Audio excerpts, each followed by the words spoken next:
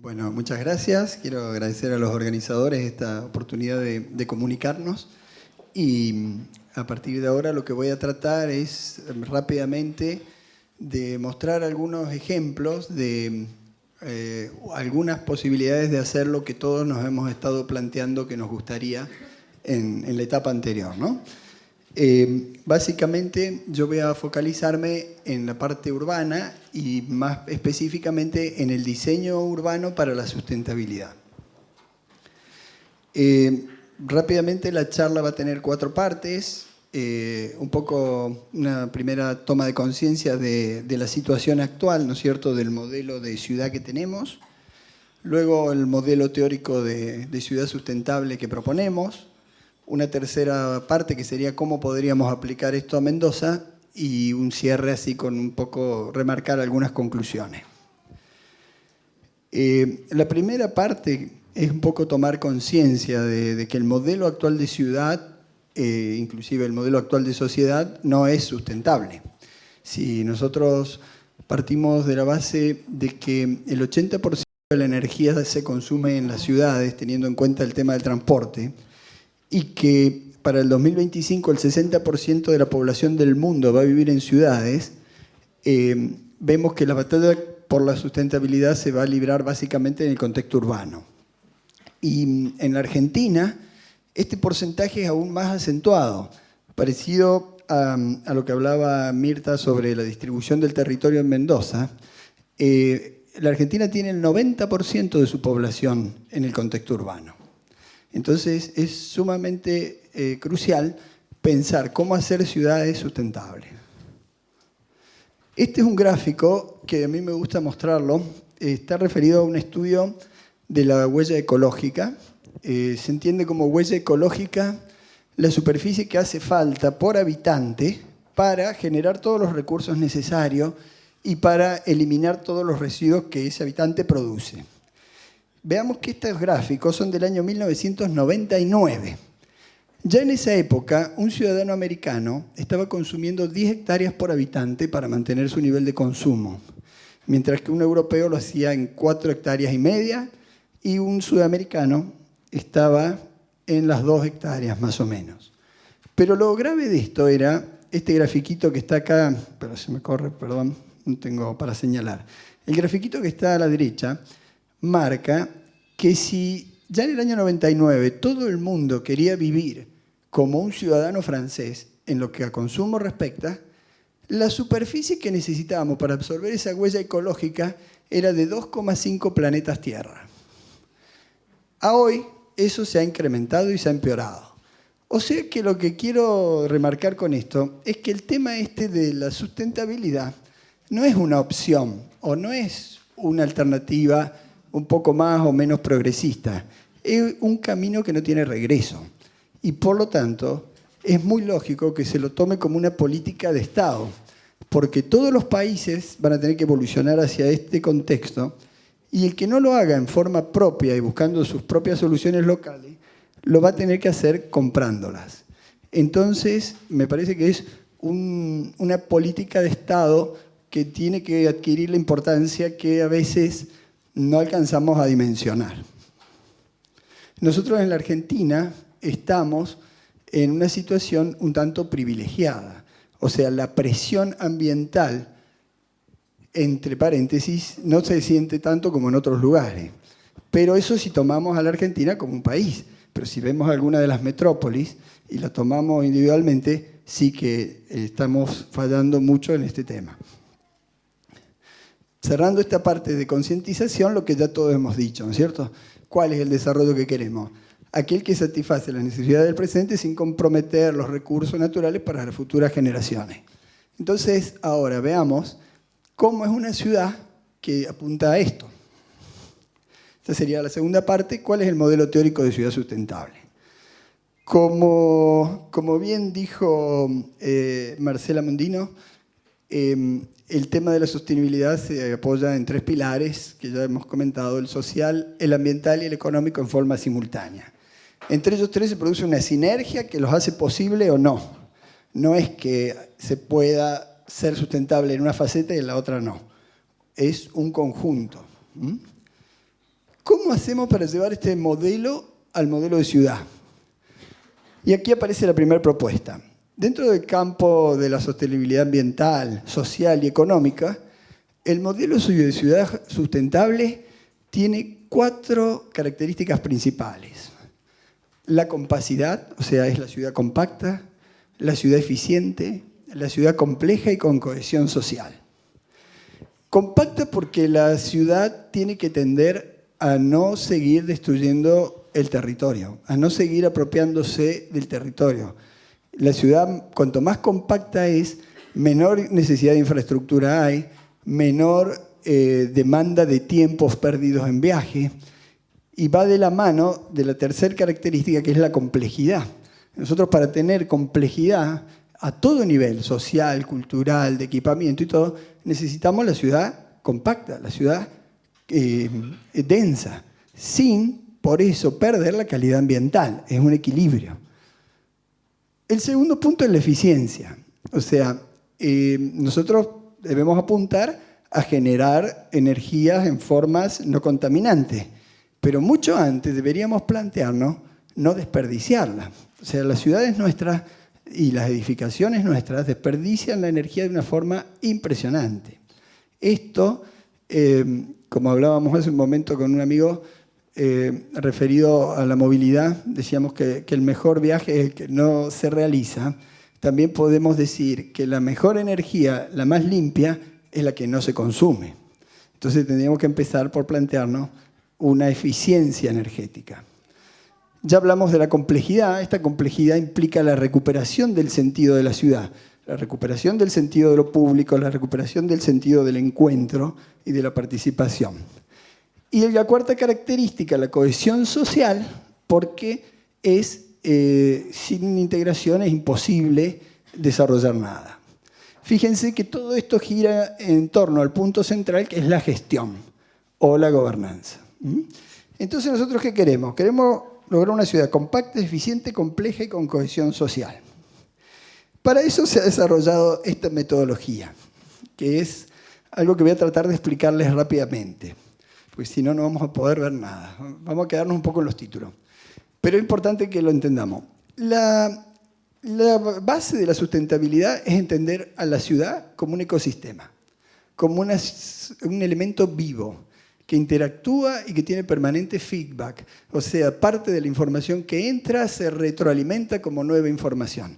No es un proceso lógico de acción-reacción. Es un proceso más cercano a la teoría del caos de los seres vivos. Entonces, para poder trabajar en esto, hemos diseñado esta metodología de 12 llamadas dimensiones de sustentabilidad urbana, las cuales se complementan entre sí y implican conocimientos, nuevos conocimientos que harían el diseño más sustentable.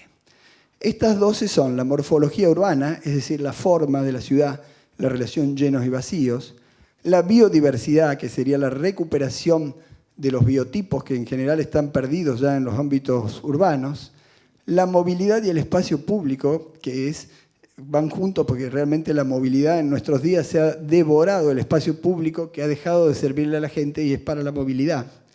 El bioclimatismo, que es este uso de las energías pasivas y de la eficiencia energética para las edificaciones y para los espacios públicos, para la vitalidad de los espacios públicos. Los materiales, que implica la dimensión medioambiental de los materiales. El metabolismo urbano, que es lo que la mayoría de la gente confunde con sustentabilidad y donde implica la generación de energías limpias, el reciclado de residuos, el ciclo del agua, el ciclo del aire, etc. La complejidad de la que hablábamos, apuntando a que el sentido de la ciudad es la ciudad del conocimiento, y cuanto más complejas son las ciudades, más vida tienen y más se desarrollan. El desarrollo social, la integración social dentro de la ciudad. El patrimonio, que tiene que ver no solo con la edificación, sino con el plan estratégico del que hablaba Mirta, porque el patrimonio es también un modo de vida. Entonces, repercute en el modelo de ciudad, el modelo de sociedad que nos estamos planteando. La economía, todos estos temas de sustentabilidad tienen una enorme potencialidad para crecer y para el desarrollo económico. y el desarrollo de los habitantes como objetivo final de todo lo que tenemos. Si no apunta todo esto al desarrollo de los habitantes, no sirve. Todo esto en torno a la gobernanza, o sea, a la capacidad de gobernar bien. Dentro de estas 12 dimensiones aparecen una cantidad enorme de elementos que a su vez se componen en otros luego. No vamos a ver todo esto imposible, pero a lo que quería llegar es que todos estos, podríamos decir que todos tienen que ver con todos. Y muchos de estos elementos podrían estar en otras dimensiones, intercambiarse, interactúan. No, ninguno es una acción aislada.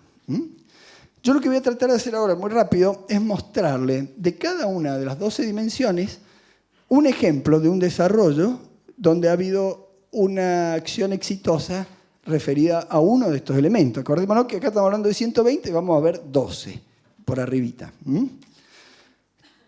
Pero en definitiva, para cerrar esta etapa, el proyecto como respuesta es lo que nosotros postulamos para la ciudad sustentable. Un proyecto que implica estas 12 dimensiones, entonces obtenemos un diseño como síntesis de todos estos elementos, una respuesta específica, porque yo aplico esta metodología en Mendoza y la aplico en Japón, y la metodología es la misma, pero el resultado es distinto. Nuevos conocimientos, este proceso incorpora los nuevos conocimientos, nosotros no podemos diseñar lo que no se conoce o lo que no conocemos.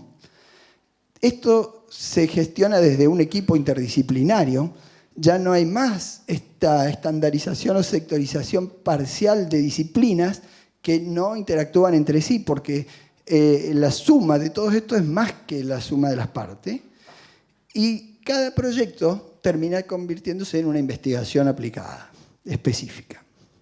Entonces, vamos a ver rápido 12 ejemplitos, de uno para cada dimensión. La primera, vamos a empezar por la gobernanza, y este es un ejemplo que a mí me atrae particularmente, inclusive lo puse en la hojita donde pedían ejemplos. Esto es en la ciudad de Malmö, al sur de Suecia. Es un ecobarrio que se llama Västra-Hanen.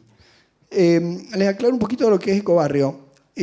Casi todas las ciudades del norte europeo, que son las más avanzadas en estas disciplinas y que han tratado de empezar a transformarse hacia la sustentabilidad, no lo hacen agarrando toda la ciudad de un día para otro. Empiezan por sectores donde hacen como pequeños laboratorios, donde se hace un diseño específico que incorpora todos estos conocimientos. Nada más que estos sectores, por más que el nombre suene romántico, ecobarrio, son importantes sectores. Por ejemplo, acá estamos hablando de 180 hectáreas con 10.000 habitantes y 30.000 puestos de trabajo. Eso era el Estado en el año 2008 y calculaban terminarlo para el 2010, seguramente ya lo han terminado. ¿Qué pasó acá? Esta era una ciudad que fabricaba barcos y submarinos, y en estas 180 hectáreas junto al mar estaban los astilleros. De un día para otro todas estas industrias se deslocalizan y se van al sudeste asiático. Entonces se encuentran con un doble problema. ¿Qué hacer con esas 180 hectáreas contaminadas, por un lado, y por otro lado, cómo volver a generar fuentes de trabajo? Entonces acá tenemos un ejemplo de interacción de organismos, de lo que hablábamos recién, de la participación y de la interconexión con los distintos niveles de administraciones públicas. En este proyecto convergen las empresas, había empresas muy importantes como la SAP, la Scania, los promotores comerciales, el ayuntamiento que compra el terreno, lidera todo el proceso de diseño y luego lo vuelve a vender a los particulares sin fines de lucro, la universidad que desarrolla y genera una universidad específica de medio ambiente, la participación de los ciudadanos, los residentes y el Gobierno Nacional de Suecia que incorpora grandes infraestructuras para la generación de agua caliente y energía no contaminante. Digo agua caliente porque todo el barrio tiene agua caliente por red. No existen los calefones ni las calderas, ni para calefacción ni para agua caliente sanitaria. Y la electricidad, por normativa, que entra al barrio no puede ser de origen fósil, es toda eólica. O sea que ese barrio entero, los 10.000 habitantes y los 30.000 trabajadores, no producen CO2. Y eso es actual, existe, está. O sea, cosas que a nosotros por ahí nos parece que están tan lejanas, no son tan complicadas. Lo interesante fue el proceso. Hubo un proceso de diseño específico. Si nosotros vamos a reemplazar una normativa por un diseño, debemos hacerlo a partir de un proceso participativo. No podemos imponer un diseño. Entonces, el método que usan es convocar a todos los agentes sociales y a través de sus técnicos hacer este trabajo. Yo siempre lo sintetizo en decir, las peleas se hacen acá en la maqueta, pero además con una fecha límite. Llega un momento en que eso tiene que ser consensuado sí o sí. Entonces, es importantísimo el equipo técnico adecuado que lidera el proceso. Ese equipo técnico interdisciplinario, en este caso, lo aportaba el ayuntamiento. Y la respuesta es el proyecto específico. Bueno, y lo interesante de estos proyectos que nacen desde estos contextos es el valor que tiene lo público y lo social. Una de las condiciones fue que se recuperó toda la costa para la ciudad que no tenía. Y son importantísimos los equipamientos y los espacios dedicados a lo público, sin que por eso todas las empresas privadas que participaron en el emprendimiento hayan perdido plata o hayan dejado de ganarla, porque todo eso le ha dado un valor impresionante, no solo al emprendimiento inmobiliario, sino a la ciudad en sí, donde se generaron 30.000 puestos de trabajo. Estas son imágenes de algunas viejas fábricas refuncionalizadas y nuevos edificios. Piensen que esto que vemos como un edificio común que podría estar por acá, en todo su funcionamiento nadie produce CO2. Segunda dimensión, desarrollo social. Acá vamos a mostrar otro ejemplo que me parece muy interesante, muy distinto. Este es un ecobarrio que surge en Freiburg, en Alemania, se llama Vauban, y se desarrolla en 33 hectáreas, o 36 hectáreas, que eran de un viejo cuartel francés. Entonces se organiza una ONG, debe haber sido nuestra Vauban, socia de nuestra Mendoza, para desarrollar un ecobarrio. Y esta ONG va al ayuntamiento y pide que lo apoyen para hacer un ecobarrio. El ayuntamiento desarrolla todo un grupo de asesores administrativos, técnicos y sociólogos, y junto con la ONG generan el Foro Vauban, con el cual durante varios años desarrollan un proceso participativo de diseño, donde no solo diseñan el barrio, sino que diseñan la estructura social que va a vivir en el barrio, y básicamente conforman cooperativas de autoconstrucción sustentable, más la participación de algunos desarrolladores privados. Entonces, de ahí surgen decisiones consensuadas de todos los que van a ser los futuros habitantes. Y se vislumbra en imágenes como esta, donde cada uno de estos bloquecitos de distintos colores son una cooperativa de 3 personas. Entonces, a partir de la estructura social, cooperativas de autoconstrucción, a partir de la estructura social que iba a dar origen al barrio, es como se diseñó. Lotes de 5 metros pensados para 3 departamentos, que cada uno era una cooperativa. La sociedad o la comunidad decide compartir los ascensores, entonces se desarrollan estos puentes para poner ascensores solo para casos de mudanza o de enfermedad, y los edificios se conectan por galerías, entonces la comunicación se da no solo a nivel peatonal, sino que los vecinos se visitan por las pasarelas estas. Queda como la característica de todo el barrio estas pasarelas que unen los edificios. Se generaron básicamente 2 grupos sociales, abuelos y parejas con niños jóvenes, y se los complementó. Entonces los abuelos les cuidan a los chicos a los que van a trabajar, están encantados de tener los niños, se ha armado una cosa muy sólida en lo social. Y este es uno de los logros más importantes que solo se podría haber hecho con la planificación consensuada. El 60% de los habitantes de Vauban decidieron no tener coche. Tienen muy buen transporte público. Entonces el 40% restante aceptó estacionar en la periferia. Y este edificio que se ve al fondo de la imagen es un edificio de parking integrado a los edificios de vivienda, donde inclusive hay algunos coches compartidos que son del barrio y que se cargan, si alcanzan a ver en el techo de unos paneles solares, se cargan con energía solar. Entonces uno se anota por internet y dispone del coche del barrio. La imagen final de las calles es esta. Los coches pueden llegar hasta un punto y casi el 80% de la trama urbana es peatonal o para andar en bicicleta. El tercer punto es la morfología urbana, la tercera dimensión. Acá vamos a ver conceptos macros, como es este esquema de la Agencia de Ecología Urbana de Barcelona, que apunta a una cosa que se llama el urbanismo de los 3 niveles. Dejar en altura la eficiencia metabólica, eso sería a nivel de las azoteas. Dejar la superficie, el nivel de planta baja para la habitabilidad, para los peatones, para los lugares públicos. Y poner en el subterráneo la funcionalidad, en el cual se incluye también la movilidad. Hay un caso, esto es muy interesante para ver en un ejemplo. Por ejemplo, ahora en Córdoba se está discutiendo si poner el subterráneo o no poner el subterráneo. Habría como que invertir los roles.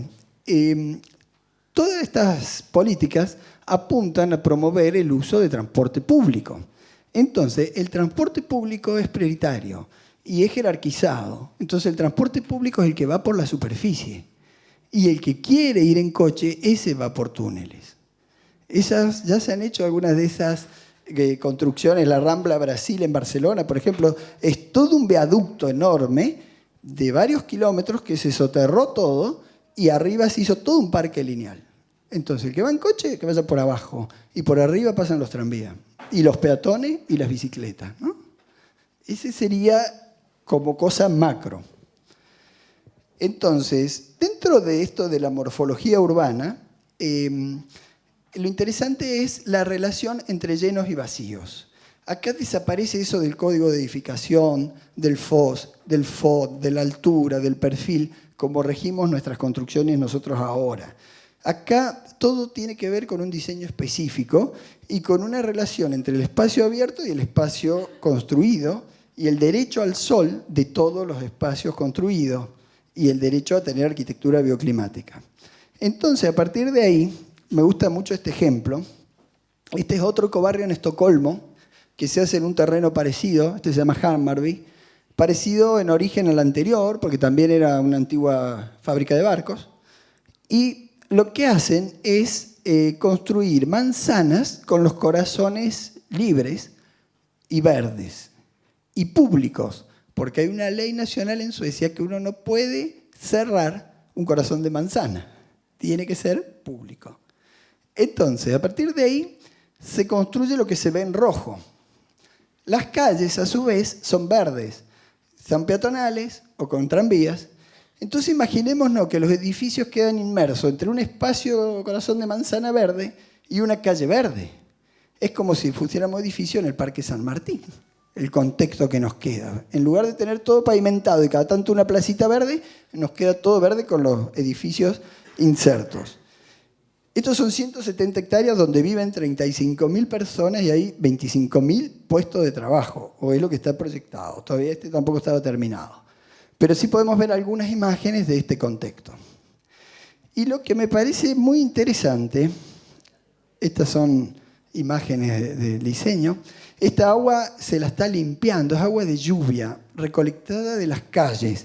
Y antes de volverla al mar, le dejan que decante la contaminación que tuvieron de las calles. Y la usan paisajísticamente mientras tanto. Pero esta imagen es la que quería mostrarle.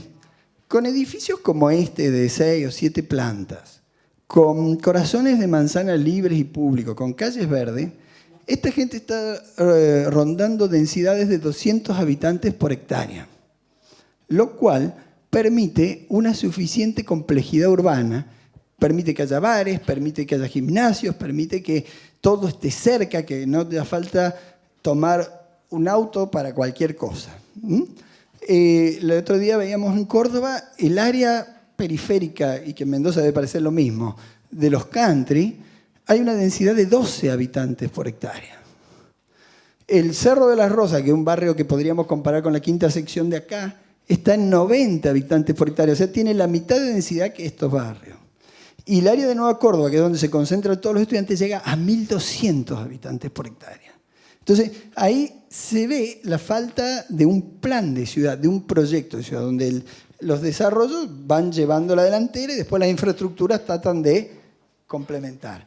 Bueno, esto a mí me interesa mucho porque, es decir, es posible. Entonces, cuando a mí me preguntan, ¿pero están bien los edificios en altura o no? O no están ni bien ni mal. Todo es una relación de llenos y vacíos, de diseño específico. Cuarto punto, la biodiversidad. No sé cómo voy. Quedan 5. Bueno, no sé cómo hacemos. Saltearemos algunas cosas. Tiene que ver con la incorporación del verde de nuevo a la ciudad. Digo de nuevo porque en general las ciudades lo han olvidado. Entonces, por ejemplo, este es un trabajo para Barcelona donde se pedía volver a generar espacios verdes y se convierte en una normativa que podría ser un indicador de estos que queremos imponer y decir, cada tantos metros hace falta un espacio de X superficie, aquí a menos de 750 metros un espacio de 5.000 metros cuadrados, una hectárea a menos de 2 kilómetros, y eso aplicarlo a todas las viviendas. Voy a acelerar un poquito. Esto es reincorporación de biotipos de vegetales que a su vez trajeron los animales. Estas son imágenes de Hammarby, el suelo contaminado donde se hacían barcos. O sea, que si se ha podido hacer esto, en cualquier lugar se puede hacer, ¿no? El espacio público y la movilidad apunta a un sistema integrado de movilidad. No se puede resolver en forma aislada el ómnibus, el tren, el tranvía, el peatón. Primero tiene que ser un proyecto de ciudad. La movilidad sirve para fomentar ese proyecto de ciudad. Yo con el plan de movilidad puedo desarrollar lo que quiero y puedo desalentar lo que quiero. No tiene que ser al revés, que las cosas van y después vamos poniéndole movilidad. Tiene que ser parte de ese proyecto integral. Priorizando el peatón, todo el mundo puede caminar 300 metros al menos, y priorizando la bicicleta. Entonces hay políticas de transportes colectivos a los que se prioriza y priorizaciones de las bicicletas, ¿no? Esta es una idea que se utilizó en el barrio de Gracia, en Barcelona, que al principio fue muy rechazada por los habitantes y después se la utilizó con mucho placer, que es la supermanzana. O sea, nuclean de a 9 manzanas y solo se permite circular en la periferia de las 9 manzanas a nivel público. Y dentro solo circulan los habitantes o la ambulancia o la mudanza. En ese contexto, aplicando esta idea a todo Barcelona, se pasó de 4,5 habitantes, en teórico, porque se ha aplicado en un solo barrio por ahora, se pasaría de 4,5 metros cuadrados libres por habitante a 22 metros cuadrados libres por habitante. Bueno, y esta es una imagen de Malmo, del uso de la bicicleta. Imagínense todo esto, coches.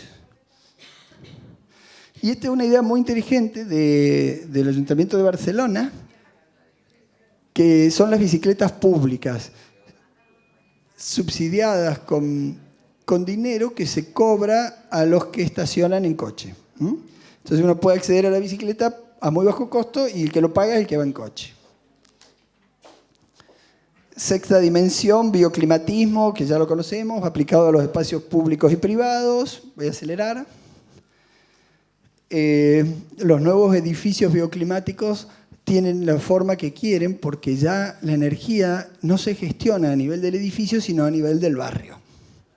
Los primeros, la foto de la izquierda es de los años 80 y la actual es la de la derecha. Y son edificios que no contaminan. Lo que podríamos empezar a hacer nosotros, normativas de eficiencia energética, esto ya se aprobó en la Ciudad de Buenos Aires.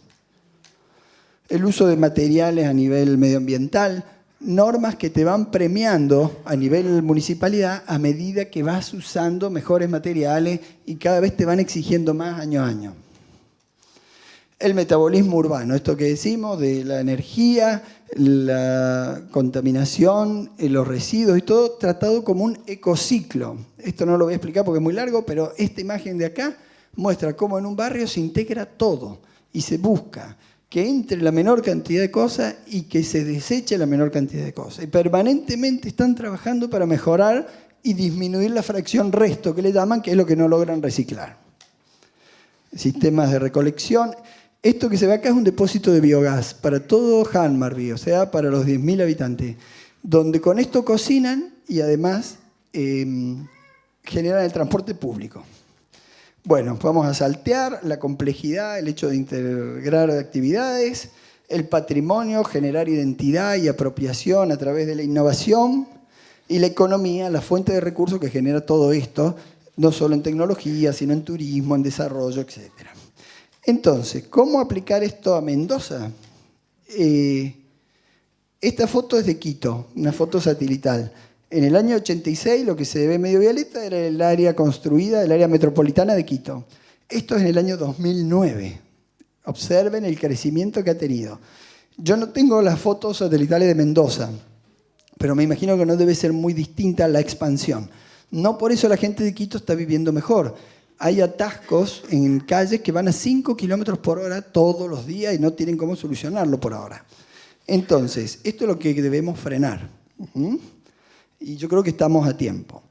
Entonces, la idea es este modelo aplicado a escala metropolitana, no podemos diseñar a nivel departamental, y desarrollar este proceso participativo que termine en el diseño urbano sustentable. Esto sería las 3 patas de la sostenibilidad, las 12 dimensiones aplicadas a Mendoza. Entonces, si cada una de las facetas que hemos hablado se desarrollase a partir de un diseño concreto, podríamos tener esto aplicado a Mendoza. Entonces, para cerrar las conclusiones, podemos decir en 10 puntos el resumen un poco de lo que hemos charlado. O sea, no podemos continuar viviendo a partir de un esquema productivo apoyado en la contaminación ambiental y en la destrucción de los recursos naturales. Es imprescindible direccionar el desarrollo hacia la armonía con el medio ambiente. Las ciudades y su arquitectura juegan un rol preponderante en este proceso. El tercer punto es necesario incorporar nuevos conocimientos al proceso de generación de los ámbitos urbanos.